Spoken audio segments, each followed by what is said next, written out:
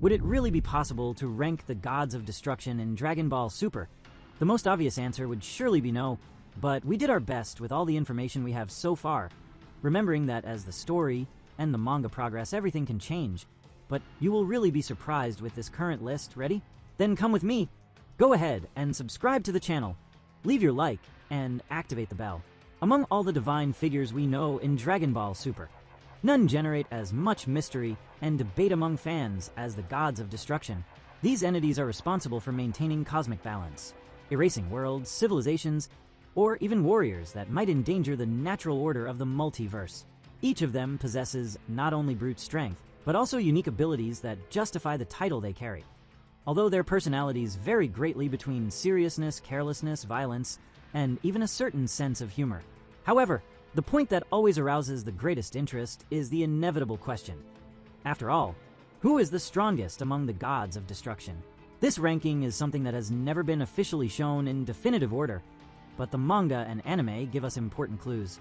The great moment that serves as the basis is the collective battle between the 12 Hakaishins during the Tournament of Power, when they faced each other in a test of strength and strategy before any mortal set foot in the arena. This fight was quick, but it showed clear differences in posture, preparation, and above all, dedication to training. It is at this point that Beerus ends up standing out. He is, as far as we know, the god who fights the most constantly and who stays in practice, precisely because his planet has not only Whis, but also a greater interest in preserving balance. Beerus faces the others and manages to resist for a long time, even when everyone tries to bring him down at the same time, which already places him at the top of the ranking of brute strength and technique. Right below him, many point to Quitella, the god of Universe 4. He may not seem physically so threatening, but the cunning, the manipulation, and the fact that he has already beaten Beerus in some kind of challenge in the past show that he is a direct rival. Beerus himself never disregards Quitella and always maintains a relationship of provocation and rivalry, which indicates that between them there may be a greater balance than fans imagine. Next, names like Belmod from Universe 11 and Laquire from Universe 8 appear. Belmod, due to his connection with Jiren and Toph, seems to have great influence and perhaps joint training. His power should not be ignored, since Universe 11 is considered one of the strongest. Laquire, the fox-shaped god, has great energy manipulation ability and a fast fighting style, which was reflected in the battle between the gods. He proved to be more combative than many others, maintaining a prominent position. Further down, we see Helles, the goddess of destruction of Universe 2, who despite having great aesthetic presence and notable power, did not demonstrate as much practical strength as the names already mentioned. Still, she cannot be underestimated, because even among gods there are differences of focus. Some are warriors, others are judges. Sidra, from Universe 9, for example, is one of those who inspires the least respect. His hesitation in using the power of destruction was clearly shown when he tried to intervene against Universe 7 before the tournament, but he showed insecurity. This already indicates that Sidra would be among the weakest in the hierarchy. Iwan, Moscow, and Arak are in the middle of the ranking. Iwan from Universe 1 appears calm and controlled, but there is no practical demonstration of his level in battle. Moscow from Universe 3 is peculiar for being inside some kind of machine, and his real form and abilities are still a mystery. Arak from Universe 5 is remembered as someone balanced, but without great feats that put him at the top. Rumush from Universe 10 is another interesting case. He has a special ability that paralyzes enemies with a scream, but outside of that, did not show much in combat. His strength may be useful in strategic situations, but in direct confrontation against more aggressive gods like Beerus or Laquire, he would have difficulty. Jean, from Universe 12, finally, is one of the least explored, with little information for us to establish his true place. Still, the lack of prominence suggests that he is not among the strongest. Thus, the ranking that takes shape, although not official, places Beerus at the top, followed closely by Quitella, Belmod, and Laquire in a second layer of highly competent gods. Just below come Helles, Iwan, Moscow, and Arak, who occupy the middle of the spectrum. Rumush, Sidra, and Jean would be closer to the bottom of the list, either due to lack of feats or less combative posture, reminding everyone that this is nothing official and only speculation, but it still makes total sense. Now, to understand why each one occupies this position, it is necessary to dive into their personalities and what we have already seen from them in specific moments. Beerus, for example, is the one who appeared the most, being practically a divine protagonist within Dragon Ball Super. His hunger, laziness, and temperamental way hide a constant discipline of training. He never stops testing his strength with Whis, and this keeps him active, even if he disguises it. The fight between the gods in the manga showed Beerus not only resisting, but also using speed and reasoning to escape attacks. This reinforces the reason why many believe he has not yet shown his true power. Champa, his twin brother, is an almost opposite figure. He has the same genetics and should have similar power, but his heavier body and indulgent life place him lower in the ranking. He is not among the worst, but he also does not approach the top, simply because he does not train and prefers to worry about food. Still, his cunning and rivalry with Beerus keep him in the spotlight. Quitella is a cunning character, always looking for alternative ways to overcome rivals. His universe is known for trickery and manipulation, and this reflects in him. He does not need to be the strongest physically, but his intelligence and his direct rivalry with Beerus show that he has already found ways to balance the scale. This puts him in a high position, because brute force is not everything among gods.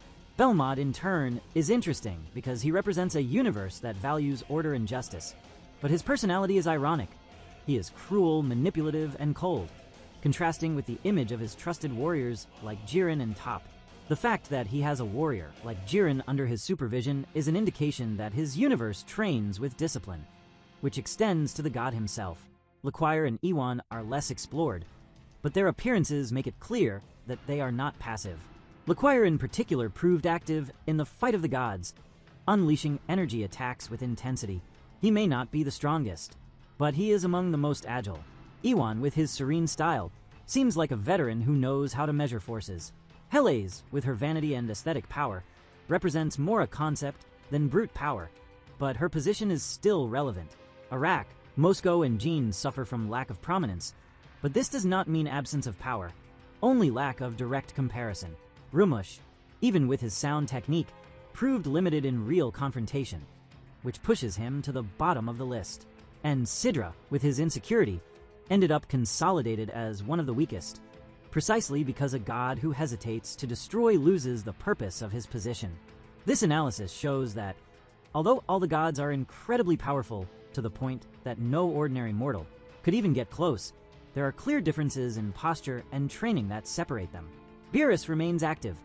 Quitella makes up for it with intelligence.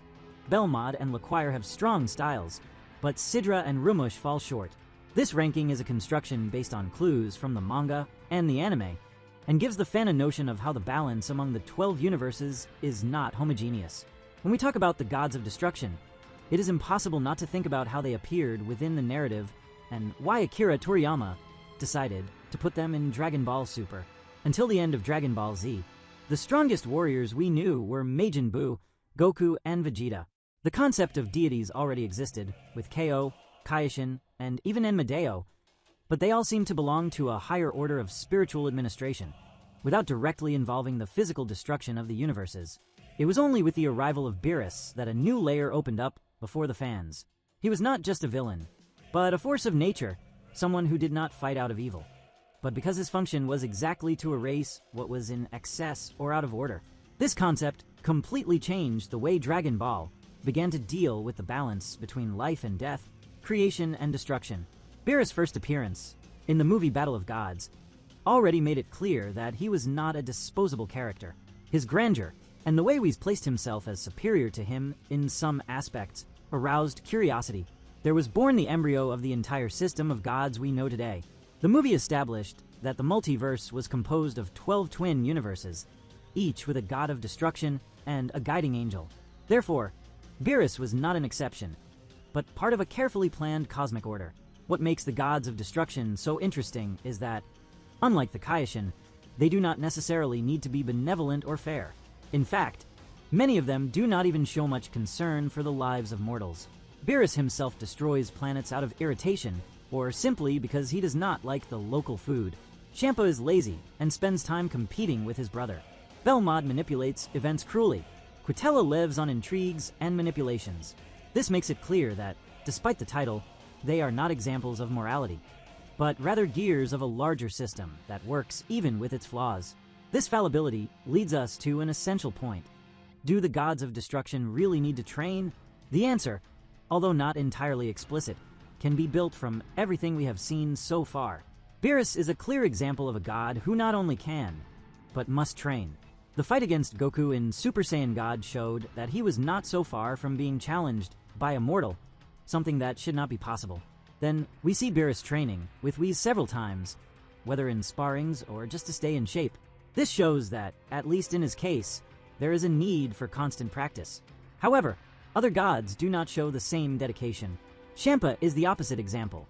Relaxed, careless, he seems to rely only on his divine nature and the inherent power of Hakai. Rumush and Sidra, due to their insecurities, also do not seem to train regularly, which is reflected in their lower positions in the power ranking. Belmod, on the other hand, is enigmatic. Although we do not see him in constant training, the fact that he is surrounded by warriors like Jiren and Toph suggests that he somehow maintains a learning relationship with his angel and his fighters. And it is precisely here that we enter the role of the angels.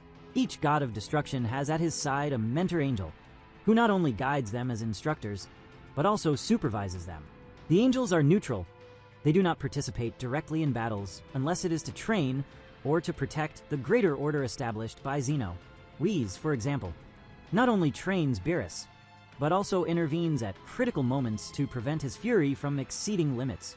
Myrrhus, who appears later as part of the Galactic Patrol, shows the same principle of neutrality, even though he is of angelic origin. The function of the angels is twofold. They are guardians of order and also counselors. This raises the question: if each god has at his side such a powerful and wise being, to what extent do they really need to train? The answer may lie in the philosophy of Dragon Ball. Training has been, since the beginning of the franchise, the engine that drives growth. If a mortal like Goku can challenge the limits of divine power, it is logical to think that a god who completely abandons training will end up being surpassed. This has already been reflected in the moments when Beerus showed concern with the progress of Goku and Vegeta. Rivalry, and even the fear of losing supremacy, are engines that keep him in practice. The more careless gods may be doomed to lose relevance in possible future sagas. Another important detail is how the hierarchy of the gods was explored. In the collective battle of the 12 Hakaishins, what was seen was not only brute power, but also fighting styles. Beerus showed reflexes and astuteness, dodging and counterattacking quickly. Laquire bet on long-range energy. Rumush tried to use his special technique, while Quitella took advantage of gaps and distractions.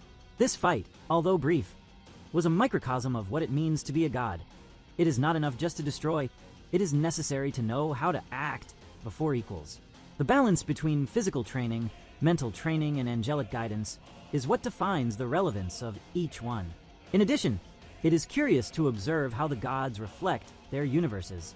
Universe 11, for example, with just and powerful warriors like Jiren, has in Belmod a manipulative god, almost in contrast with his own champions.